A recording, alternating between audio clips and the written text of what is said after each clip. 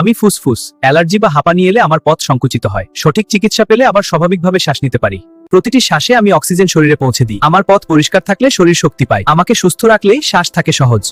আমি বাতাস। আমার ভেতরেই আছে অক্সিজেনের শক্তি। যখন ফুসফুস আমাকে সহজে পায়, শরীর জেগে ওঠে। আমি ধোঁয়া। আমি ফুসফুসের পথ ভারী করে দিই। আমাকে দূরে রাখলেই শ্বাস সহজ থাকে। আমি ইনহেলার। যখন ফুসফুস সংকুচিত হয়, আমি দ্রুত পথ খুলে দিতে সাহায্য করি। ছোট চাপেই বড় স্বস্তি আসে। আমি স্টেথোস্কোপ। আমি শ্বাসের গল্প শুনি। ছোট শব্দেই বুঝি ফুসফুস ঠিক আছে কিনা। আমি ব্রয়লার মুরগির মাংস।